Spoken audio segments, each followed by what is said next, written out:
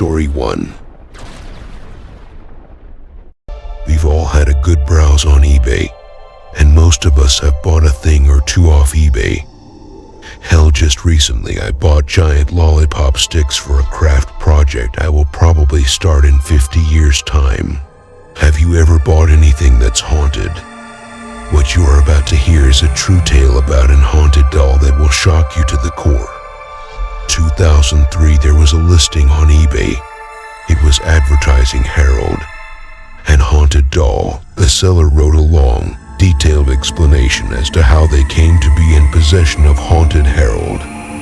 The seller was browsing around a flea market in Gainesville, Florida, when they spotted an old man clearing his goods away and saw he was putting a creepy-looking doll into a box. He was drawn to the doll and asked the old man could he buy it, and gave him $20 for the doll. As he walked away, the old man ran up to him and said, "I need to tell you something." The old man then went on to tell a story about how his son died, and not long after, strange things started happening. They all seemed to involve the doll. The old man would hear the sounds of a child crying and laughing in the deceased son's bedroom. The doll would often be found there, even after removing it.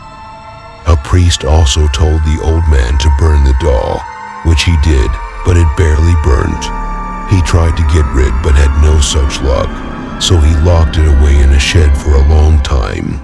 The buyer thought this story was intriguing and, truth be told, a little amusing. Within a few days, the buyer had been privy to some disastrous events. His girlfriend left him for another man. It was totally unexpected. Then his cat died. Ever since he brought home the creepy cursed doll, it had been a disaster.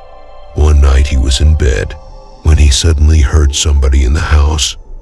His heart started racing 800 miles an hour. He slowly got up to check where the voices were coming from.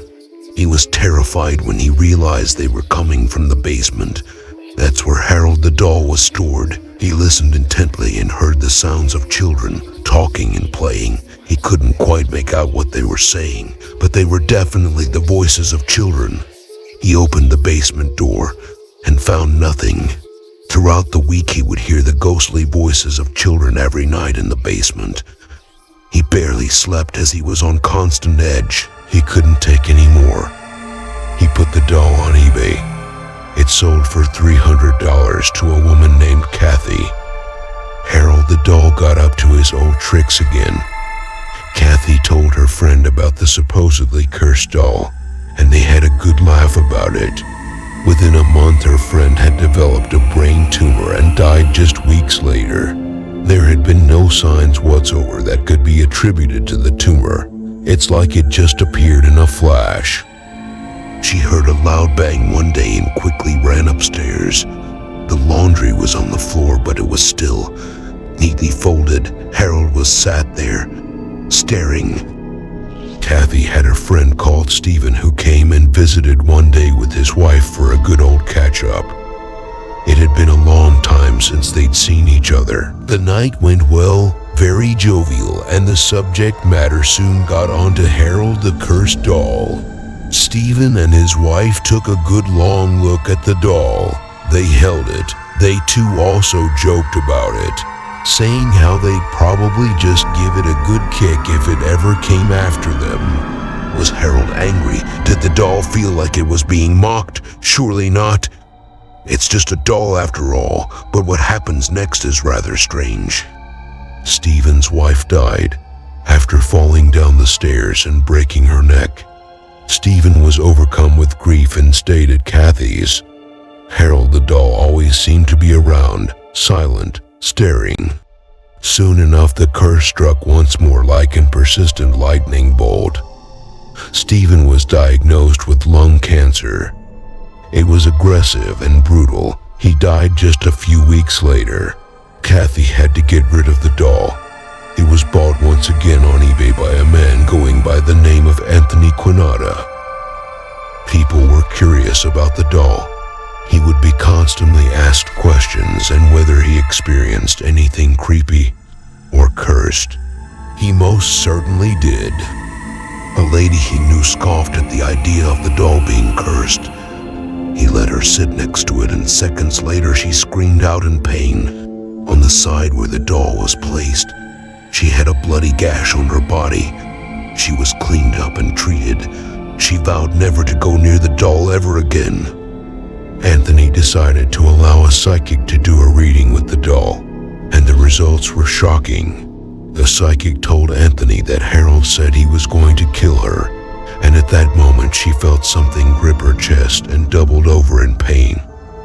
Anthony had been recording this session and heard a male voice say, "I'm going to kill you." He later played the recording for a friend, and as they listened, she felt something bite her on the hand. They were both stunned to see teeth marks appearing.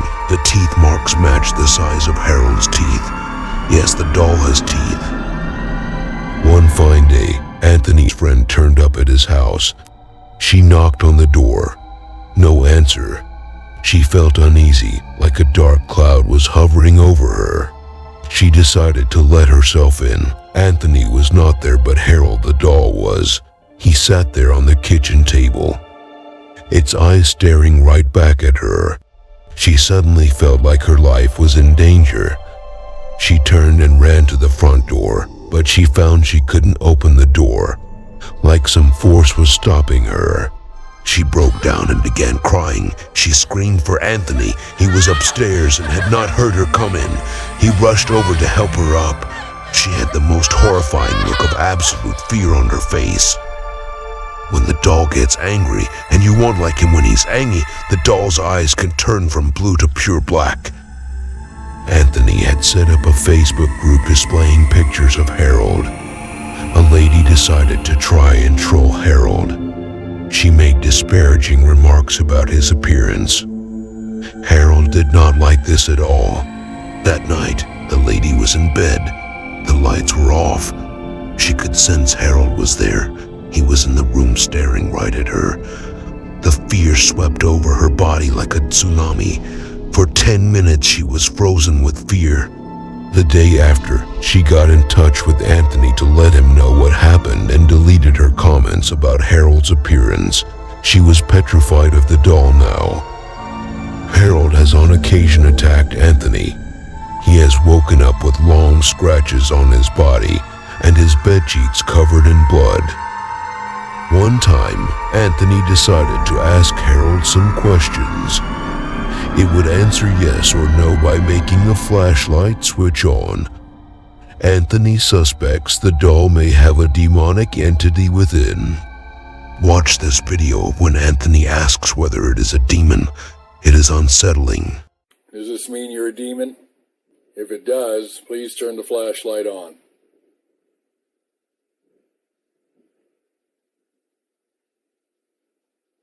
The doll would attack Anthony every time he locked it up, so it's been out of storage ever since. To this day, Anthony Quintana still owns the doll and sometimes has to splash it with holy water when it attacks his friends and loved ones. People have been known to have terrifying experiences, even when just looking at pictures of the doll. Look at it. If you dare, and let me know if you experience anything. I would not advise mocking it in any way, but if you do, then be warned. Harold will come to get you.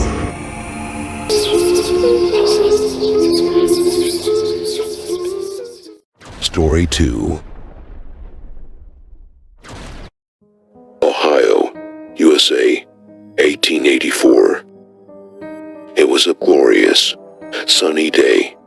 The birds were singing. The sky was as blue could be. It was a nice day for a white wedding.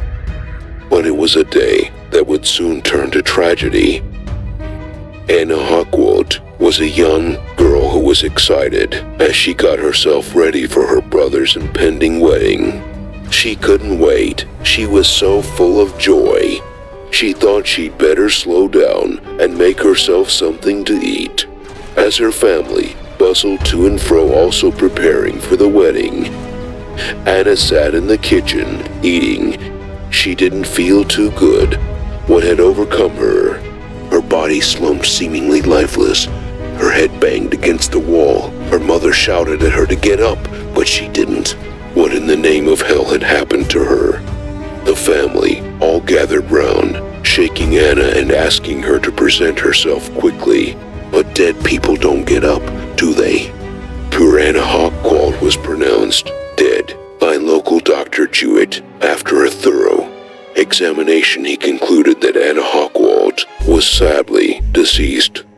It would seem Anna, who had a history of becoming excitable and on various occasions would suffer with increased heart palpitations, it was decided Anna Hawkwald had a heart attack, brought on by the joyous excitement of her brother's wedding.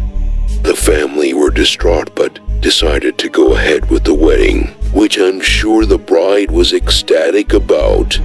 At first, the wedding was going to be canceled, understandable under the grim circumstances, but it was decided to go ahead with some convincing from Father Harn, who was to officiate the wedding, till death do us part indeed. Friends and family gathered round to pay their last respects. They became concerned when they looked into the deceased Anna Hawkwald's eyes. They looked bright and full of color. The eyes of the truly dead have that often lifeless look about them, like their soul has gone to another place. Several of the ladies present noticed Anna's ears had a healthy glow about them. People began to whisper about Anna. Something was not right.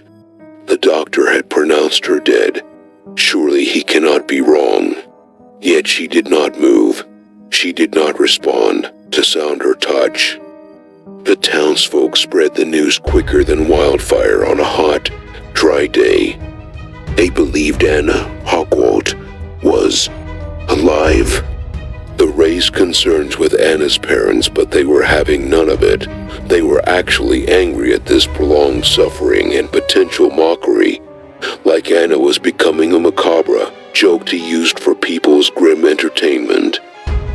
The day after the wedding, Anna Hawkwald was buried in a nearby cemetery. The townsfolk were still talking about Anna Hawkwald. Their cause for concern may not seem as outlandish as some people may think. There have been incidents where people have been wrongly diagnosed as dead and then buried alive. So much so that some wealthy members of society would pay a substantial fee to have a bell-ringing device attached to their coffin that would lead to the earth above, so they could alert anybody passing by should they wake up in the darkness underground, and no doubt they would give a passerby one hell of a fright. Darkness, pitch black darkness. Anna Hawkwald awoke.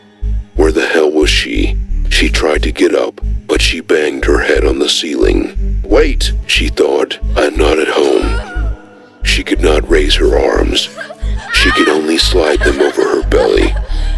There simply was not enough space to raise her arms. She pressed against the coffin lid. She knew she was trapped underneath the ground. Even if she could raise her arms, she would still not be able to push open the coffin lid, with it having a ton of dirt on top of it.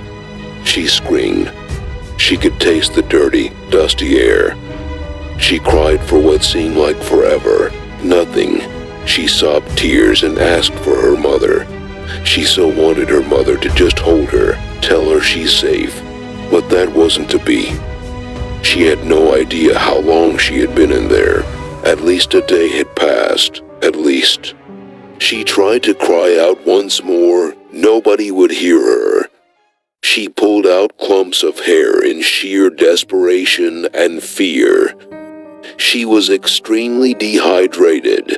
Her thirst was inescapable, and her hunger pains were excruciating. Anna felt weak. Her head was spinning. She was so alone with seemingly no way out. Someone will come soon.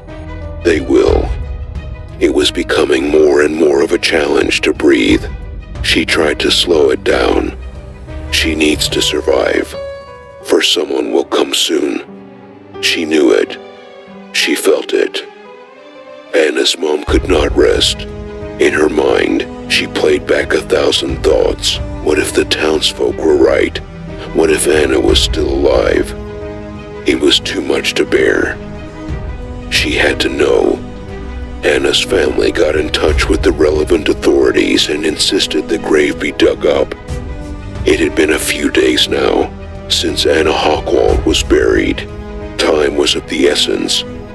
They dug and they dug. Anna's mother thought she heard something. They carried on digging, and soon after, there lay the coffin of Anna Hockwald. The coffin lid was opened, and her family were horrified to see. She must have been buried alive, for her body was turned to the side. Most of her hair lay upon her body. Anna's fingers were tore down to the bone. Anna had chewed right down through flesh all the way to the gristly bone. Anna's mother called out, her heart beating faster and faster. "Please be alive, Anna. Please be alive," she thought. Anna was dead. She wasn't going to wake up from this death. This time it was real. The cries of Anna's mother could be heard from far away. What happened would haunt the family to their dying day.